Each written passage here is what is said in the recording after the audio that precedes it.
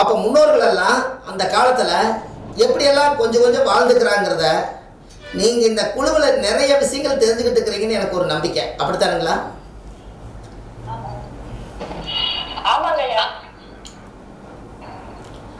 ஒரு நோய் வந்துட்டாலும் கூட ஒரு பூசணிக்காய், பரங்கிக்காய்ன்னு சொல்லுவாங்க, அரசாணிக்காய், அந்த காயை மடியில் வச்சு என்னோட நோயெல்லாம் இதோட தீரணும்னு சொல்லி சாமி கும்பிட்டு கோயில் வாசலில் யாரோ ஒருத்தர் கையில் கொடுத்துட்டு வந்துட்டீங்கன்னா அந்த காலத்தில் இந்த நோய் வந்து அதோட விட்டு போயிருமா. அதுக்கப்புறம் அந்த கர்மா பிறக்காது. அப்போ அது எவ்வளோ பெரிய விஷயம்னு பார்த்துட்டீங்களா?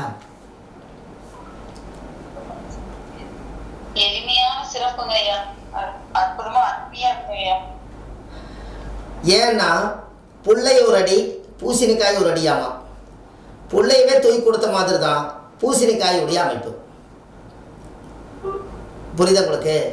அப்போது அதனுடைய அமைப்பு, இதனுடைய அமைப்பு, இதெல்லாம் வச்சு பார்க்கும்போது அந்த காலத்திலேயே இந்த முன்னோர்கள் இதையே யூகிச்சு தான் கொடுத்துருக்காங்க. எப்படி?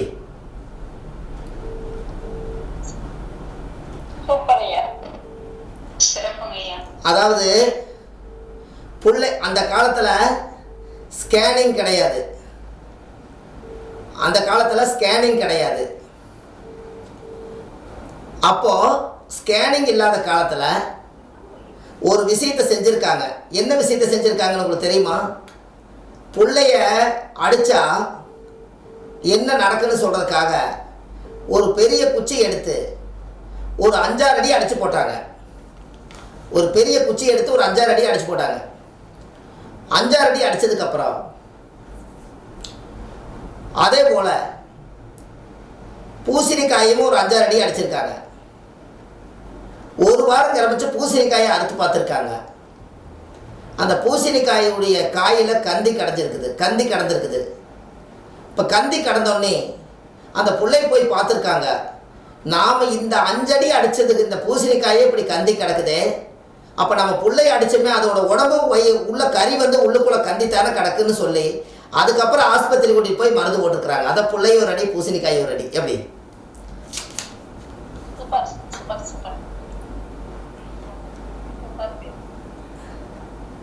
அப்போது அந்த ஸ்கேனிங் இல்லாத காலத்தில் எப்படியெல்லாம் ஆராய்ச்சி பண்ணி அதை எடுத்துருக்கிறாங்கன்னு பாருங்கள். அப்போது அந்த முன்னோர்கள் எல்லாம் அந்த காலத்தில் ஒரு சரியான விஷயத்தால செய்திருக்காங்க.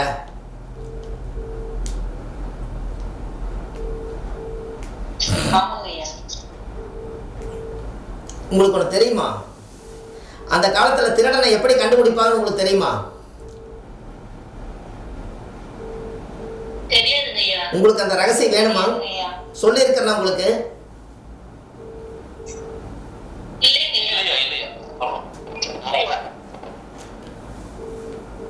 அதாவது அந்த காலத்தில் அரண்மனையில் வந்து நிறைய பேர் இருப்பாங்களா.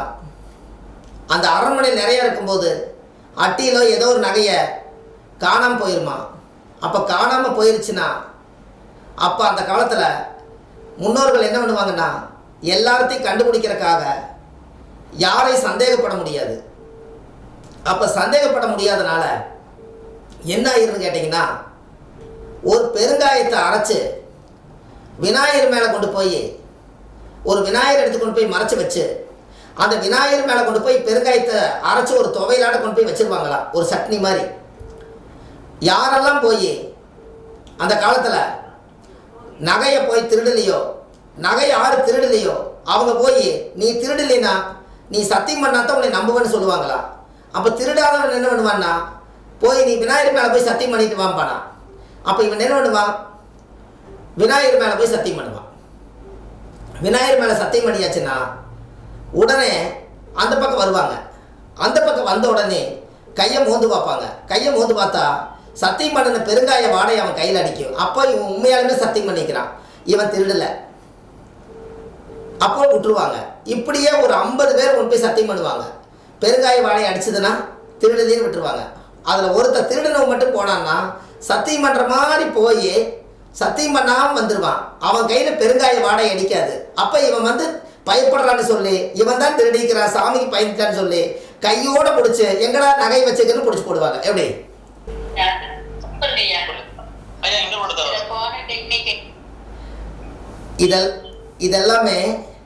இதெல்லாம் நீங்கள் தெரிஞ்சு வச்சுக்கணும். இன்றைக்கும் வந்து ஒரு திருடனை கண்டுபிடிக்க முடியும்னா, இப்படி நகையை காணோம்னா அந்த வீட்டுக்குள்ளே இருக்கிற நகையை அரசாங்கம் கண்டுபிடிச்சி கொடுக்கவே வேண்டியதில்லை. இந்த ஒரு விநாயகர் கொண்டு போய் வச்சு ஒரு ரூம்குள்ளே கதவை சாத்தி நீ போய் தொட்டுட்டுவான்னு சொன்னாலே உங்களுக்கு அது ஆட்டோமேட்டிக்காக அந்த வேலை நடந்துடும். ஒரு விநாயகர் ஒரு ரூம்குள்ளே வச்சு அந்த வீட்டில் 10 பேர் வேலை செஞ்சால் அதில் யார் போய் தொடாமல் வெளியில் வர்றானோ அவனை வந்து செக் பண்ணுவாங்கன்னு நம்மளுக்கு தெரியாது. அவன் போய் தொடாமல் உள்ளே போயிட்டு வெளியே வந்துடுவான்.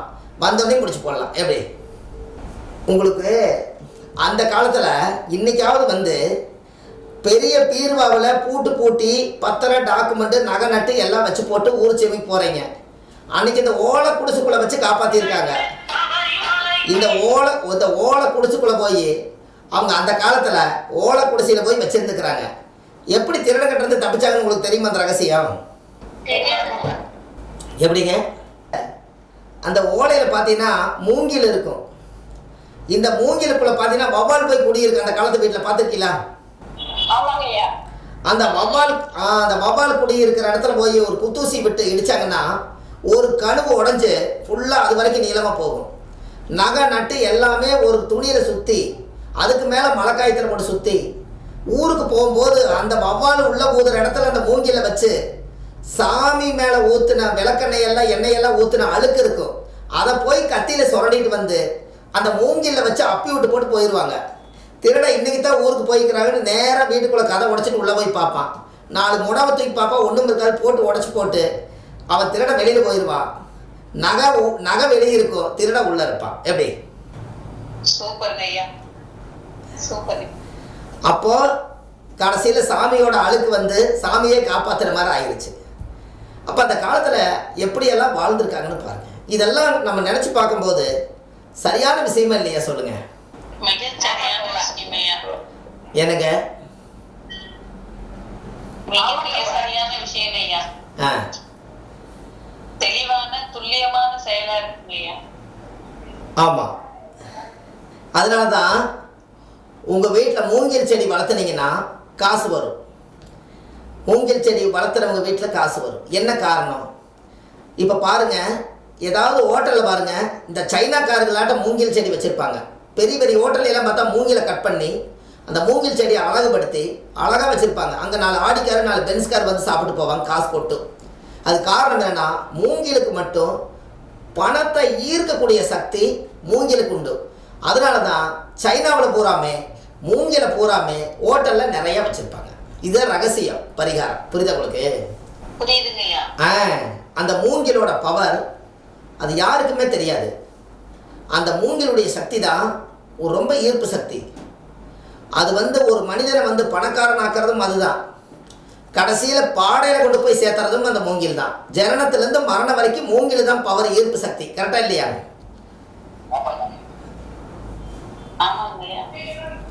ஒருத்தர் இறந்துட்டாங்கன்னா என்னங்கய்யா? சைனீஸ் வாசம் போட்டு மூங்கில வச்சிருப்பாங்க. அதுல காசு கூட சுருட்டி வச்சிருப்பாங்க. காசு சுருட்டி வச்சிருப்பாங்க. ஒரு 10 ரூபாய் 20 ரூபாய். மூங்கில் வந்து சைனாவில் மூங்கிலேயே சோறு, மூங்கிலேயே பிரியாணி, மூங்கிலேயே எல்லாமே போட்டு மூங்கில தானே அந்த உடம்ப அப்படி உடம்பு தட்டி எல்லாம் உடம்புல இருந்து தானே எல்லாம் எண்ணெயெல்லாம் வலிச்சு மூங்கில தானே பண்ணுறாங்க சைனாவில எல்லாம். அந்த மூங்கிலுக்கு அவ்வளோ பவர் உண்டு. உங்களுக்கு ஒன்று தெரியுமா? நீங்க இன்னொரு விஷயம் என்ன தெரியுமா? அதுக்கு நம்ம ஊர்லயே ஒரு ஆதிகால பரிகாரம் சொல்றேன். மூங்கில போட்டீங்கன்னா சிறுசை போட்டு பெருசா உருவாக்கிடலாம். அது காரணம் என்னன்னா, தூண்டியில மீன் பிடிக்கிறது எதில் பிடிப்பாங்க? மூங்கில் குச்சியில நரம்பு கட்டி அதுல ஒரு தட்டுக்குச்சியை வெண்டு கட்டி புழுவை போட்டு சிறுசை போடுவாங்க, பெருசை தூக்கிடுவாங்க. அப்ப ஈர்ப்பு இருக்கா இல்லையா? சொல்லுங்க.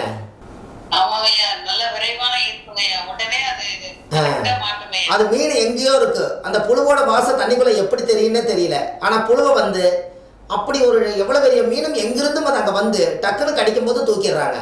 அப்போ அந்த காலத்துல அந்த மூங்கில் கையில வச்சிருக்கும் போது அவன் ஜெயிச்சிடறான்.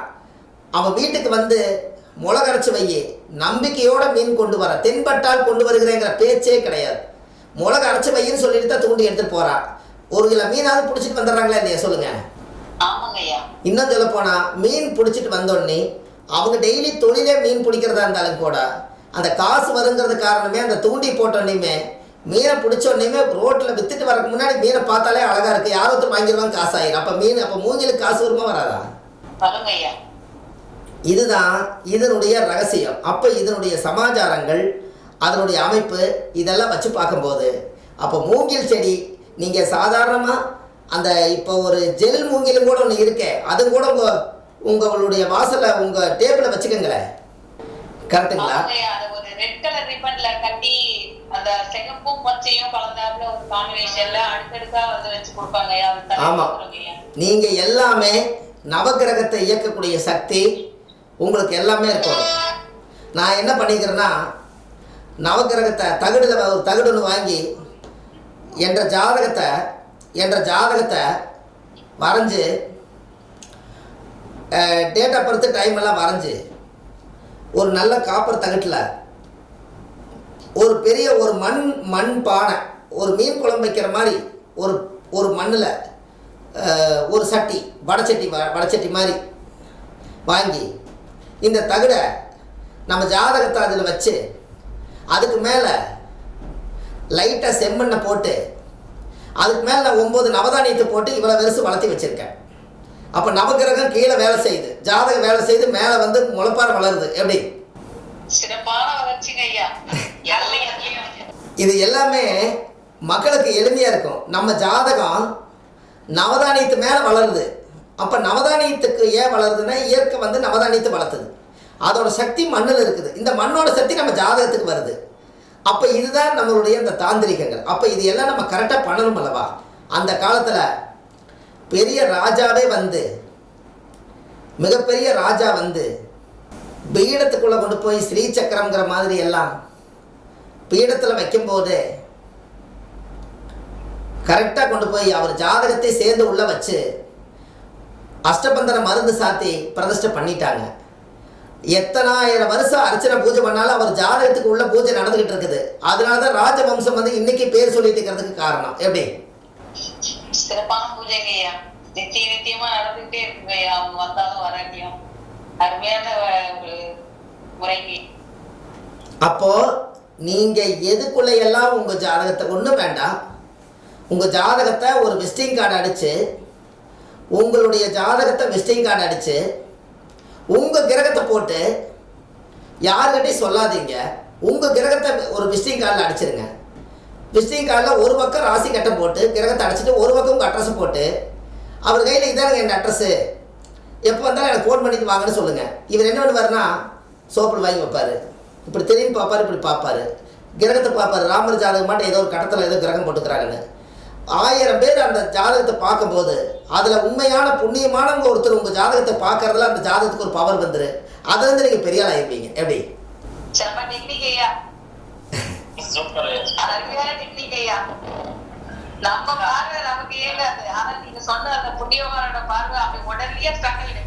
உயிர் வந்துடும். அந்த கண்ணில் இருக்கிற உயிர் வந்து அந்த எழுத்து மேலே பட்டுதுன்னா அந்த எழுத்துக்கு உயிர் வந்துடும். ஐயா, யாருன்னே தெரியாத ஊரில் நீங்கள் போய் குடும்பம் நடத்திட்டு கூடியிருக்கிறீங்க. அந்த ஊர் பேரை கொண்டு போய் உங்களுடைய அட்ரஸில் போடுறீங்க. உங்கள் ஜாதகத்தவே நீங்கள் போட்டு கொடுக்கறதுல என்ன தப்பு? போடலாங்க ஐயா. ஐயா டேட்டு அந்த மாதிரி எல்லாம் இல்லாம கண்டகம் போட்டு நடுவில் என்னங்க ஐயா போடலாம்? நீங்கள் ஜாதகத்தை மட்டும் போட்டுருங்க, வேற எதுவுமே திசாபுத்தி எல்லாம் போடாதீங்க. ஒரு ஜோசியர்னா கிரகத்தை கணிக்கிறவர், அதனால கிரகத்தை போட்டிருக்கிறார் அப்படின்னு ஒரு அடையாளம் பின்னாடி. முன்னாடி உங்களுடைய எந்த ஊரில் பிறந்தீங்க, எந்த ஊரில் ஆஃபீஸ் வச்சுக்கிறீங்க, உங்களோட கான்டாக்ட் நம்பரு, அது எப்படி வர்ற வழி, அட்ரஸ், இதை போடுங்க. ஒரு 1000 விசிட்டிங் கார்டு அடிச்சுன்னா வெறும் 300 ரூபா தான். ஆனால் யாரோ ஒருத்தர் புண்ணியவானுடைய கண் அது பட்டுச்சுன்னா அது புண்ணியவான் மட்டும் இல்லை, நம்ம ஜாதகமே புனிதமாக மாறிடும்னு சொல்ல வர. சூப்பர் ஐயா, ரொம்ப சிறப்பான டெக்னிக். அதை விரும்பி செயல்படுத்துகிறேன். நன்றி ஐயா. இதில் நீங்கள் இதை செய்யுங்க, உங்களுக்கு இதில் பெரிய மாற்றம் ஏற்படும். உங்கள் வாழ்க்கையில் நீங்கள் நல்லா இருப்பீங்க. முதல்ல நம்ம இப்போ நீங்கள் ஒரு மேடையில் போய் பேசும்போது நம்மளை பற்றி இன்னொருத்தர் பேசுவாருன்னு நினச்சி கடைசி வரைக்கும் அவர் மேலே பேசவே இல்லைன்னு கோவப்பட்டு வர்றதை விட உங்களை நீங்களே சொல்லிட்டு வாங்க உங்கள் திறமை பற்றி. உங்கள் பேரை நீங்களே சொல்லுங்கள். நான் தானே ஜோசியர்னு சொல்லுங்கள். நான் தானே ஜாதகம் 27 வருஷமாக 30 வருஷமாக பார்க்குறேன்னு சொல்லுங்கள். என்கிட்ட நிறைய கிளைண்ட் வர்றாங்கன்னு சொல்லுங்கள். நான் செஞ்சு கொடுத்த பரிகாரங்கள் நல்லா இருக்குதுன்னு சொல்லுங்கள். நீங்களும் வந்து செக் பண்ணி பாருங்கள். ஒரு முறை எங்கிட்ட ஜாதகம் பார்க்க வாங்கன்னு மேடையில் சொல்லிட்டு வாங்க. உங்களை நீங்களே சொல்லுங்கள். உங்களுக்கு நீங்களே மரியாதை கொடுத்த மாதிரி ஆயிரும். இன்னொருத்தர் எதுக்கு நம்மளை சொல்லுவார்? அவர் புறப்படி சொல்லாம விட்டார்னா நீங்கள் எப்படி பேர் வளர்ந்து வரும்? உங்களுக்கு ஒன்று தெரியுமா? நம்ம குழுவில் ஒரு விஷயம் போடுவேன். நான் எப்போ பேசினாலும் பாரம்பரிய, திருவள்ளுவர் குல வம்சம், பிரசன்ன ஜோதிடர், சுப மாரிமுத்து, திருப்பூர்லேருந்து இந்த பதிவு உங்களுக்காக அப்படி சொல்லிட்டு தானே மற்ற சொல்கிறேன். ஏன் நான் எடுத்தோடனே சுப மாரிமுத்து பேசுகிறேங்கம்மா, குழுவில் இருக்கிறவங்க அனைவருக்கும் வணக்கம்னு சொல்லாமல்ல? ஏன் அது சொல்கிறேன்? ராஜா ஒருத்தர் வர்றாருனாலே ராஜாதிராஜன், ராஜகம்பீரன், ராஜகுலோத்தாண்டன், ராஜவதி இங்கேயோ இருந்து சென்னிமலையிலிருந்து வருகிறார். அவன் 30 நிமிஷம் இழுக்கிறான். அவருக்கு ஜோசியமே நாம தான் பார்க்குறான். நம்ம மட்டும் சுபமாரிமுத்துன்னு ஏன் சொல்லணும்? நீங்களும் உங்களுடைய பாரம்பரியத்தை சொல்லுங்கள், உங்கள் வம்சத்தை சொல்லுங்கள், அதிலிருந்து வந்த புதல்வனை சொல்லுங்கள். நீங்கள் கரெக்டாக இல்லையா? ஆமாங்க ஐயா, இதுல ஒரு ரகசியம் இருக்குங்க ஐயா. பேர் ரொம்ப நீளமா நெகட்டிவிட்டி கிட்டே வராதுங்க ஐயா. யாரும் ஒன்றும் பண்ண முடியாதுங்கய்யா. புரியலைங்க. பெயர் வந்து நீளமா இப்ப நீங்க சொன்னீங்க இல்லைங்களா, ராஜாதி ராஜன் தோத்துங்க, அதுக்கு வரிசையா வந்து இல்லைங்க ஐயா. ராஜாவோட பேர் என்னவோ ஒரு 4 வார்த்தைக்குள்ளதான் இருக்கும், 4 எழுத்துக்குள்ள. அது தொடர்ச்சியா அந்த பேரோட இது சொல்லி முடிக்கிற வரைக்கும் நீளம்னா, அப்ப அது முழுமையா அந்த பேர் வந்து நீளமா வர்றதுனால அவங்களுக்கு வந்து மத்தவங்களோட திருஷ்டியோ இல்ல மத்த விஷயமான நெகட்டிவிட்டி எல்லாம் அவங்களுக்கு அவ்வளவு சீக்கிரம் வராதுங்க ஐயா. அந்த காலத்துல ராஜாவை வாழ்த்து ஷார்ட்டா வைக்க கூடாது.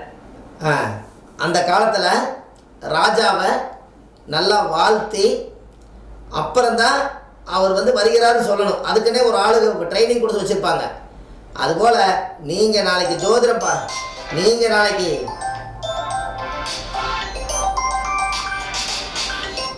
நீங்கள் நாளைக்கு ஜோதிடம் பார்க்குற மாதிரி இருந்தால், நாளைக்கு நீங்கள் ஒவ்வொரு ஜோசியரும் ஒரு ஆதீனம் வருகிறார் அப்படிங்கிற மாதிரி நீங்கள் ஒரு கோயில் பிரசனம் பார்க்க போகிறீங்கன்னா, நாளைக்கு உங்களுக்கு வந்து ஒரு ஜோதிடர் வந்து அந்த கோயில் பழுதடைந்த கோயிலை எடுத்து ஒரு ஐடியா சொல்லி அது கும்பாபிஷேகம் பண்ணுறதுக்கு நீங்கள் தான் காரணம்னா, முதல் கோயிலுக்கு வந்த உடனே ஜோசியருக்கு மரியாதை செலுத்துவீங்களான்னு முதல்ல கேளுங்க. என்ன மரியாதை செலுத்தணும்னு கேட்பாங்க. முதல்ல யார் வந்து ஜாதகம் பார்க்க பிரசனம் பார்க்க போனால் முதல்ல ஜோசியர் கொடுக்க வேண்டிய மரியாதை கொடுப்பீங்களான்னு கேளுங்க. அவர் கேட்பார், நீங்கள் என்ன மரியாதை கொடுக்கணும்னு கேட்பார். ஐயா, உங்களால் முடியாத ஒரு விஷயத்தை என்னால் செய்ய சொல்கிறீங்க.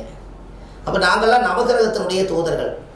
எங்களுக்கு முதல் வந்து இந்த ட்ரஸ்ட் வச்சு யார் நடத்துகிறீங்களோ அதில் யாரோ ஒருத்தர் பெரியவங்களோ எல்லாத்தையும் வர வச்சு வயசுக்கு தகுதியானவங்களை வச்சு முதல்ல ஜோசியருக்கு காலில் முதல் தண்ணி ஊற்ற சொல்லி அவங்களுக்கு பாத பூஜை பண்ணி, நீங்கள் ஒரு மஞ்சள் அரிசி கையில் எடுத்து இந்த இடத்துல இருக்கிறவங்க எல்லோரும் நல்லா இருக்கும்னு 2 கையில் போட்டுட்டு, அதுக்கப்புறம் நீங்கள் போகும்போது அவங்க நம்மளுக்கு மாலை போட்டு நம்மளுக்கு ஒரு பரிவட்டம் கட்டி நம்மளை கூட்டிகிட்டு போய் கோயிலில் உட்கார வச்சு அதுக்கப்புறம் நீங்கள் சோழி உருட்டுங்க. உங்களுக்கு இருக்கிற மதிப்பு சிறப்பான மதிப்பாக இருக்குது. எப்படி?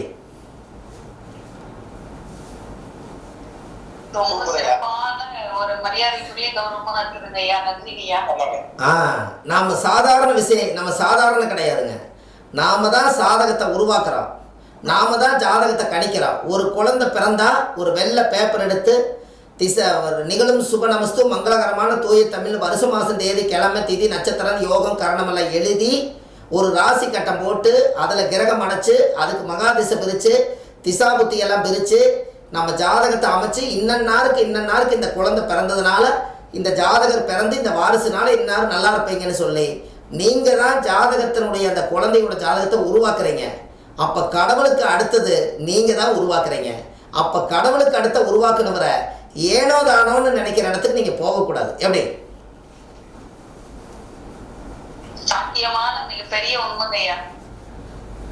அப்படி இல்லைன்னா என்னோட ஆஃபீஸ்க்கு வா, வெத்தலைவாக்கு பூ பழத்தை கொண்டு வாங்க, இங்கே உட்காந்து ஜாதகம் பார்த்துட்டு போங்க, உங்களை யார் வேண்டாங்கிறா அப்படி சொல்லிடுங்க. நீங்கள் போனால் நம்ம ஒரு ஆதீனம், நாம் போய் அந்த பிரசனை பார்த்து அந்த இடத்த சுற்றி என்ன பிரேதம் இருக்குது, என்ன பேரழிவு நடந்திருக்குது, என்ன பிரச்சனையினால மனம் குழம்பி உட்காந்துருக்காங்க எல்லாத்தையும் தெரிஞ்சு நீங்கள் ஒரு சரியான அமைப்பை எடுத்து நீங்கள் அதை பண்ணணுமல்ல. அப்படி பண்ணுனா அந்த கோயில் உங்களால் 5 கால பூஜை நடந்து அந்த சாமி கருவறைக்கு உங்களுக்கு சொந்தமாக இருந்தால் தான் நீங்கள் உங்கள் அந்த கருவறைக்கு அதை பிரசனம் பார்க்க முடியும். அப்படி இருந்தால் அப்படி பிரசனம் பார்த்து அந்த கோயில் பாலடைஞ்சு கிடக்கிற கோயில் உங்களால் அது விளக்கேற்றியாச்சுன்னா உங்கள் வம்சத்தில் என்னென்ன பாவங்கள் பண்ணியிருந்தாலும் 7 தலைமுறையில் என்ன பாவங்கள் சதி செய்த தோஷங்கள் உயிரை மடித்த தோஷங்கள் எது இருந்தாலும் நீங்கள் ஏற்றி வச்ச விளக்கு 5 கால பூஜை நடந்தால் உங்கள் வம்சத்துக்கே தோஷம் உங்களால் அது நிவர்த்தியாக போகுது. எப்படி? சிறப்புங்க ஐயா. அப்போ வார்த்தைகளே வரலங்க ஐயா. நன்றி ஐயா. நீங்கள் கிளாஸ் படிக்கிற மாதிரி இல்லைங்க, ஒரு பெரிய பெரிய ஒரு தைரியம் வந்துடும் உங்களுக்கு, இப்படி இருக்கணும் அப்படின்னு, நாம் இப்படியெல்லாம் இருக்கணும். புரியுதுங்களா?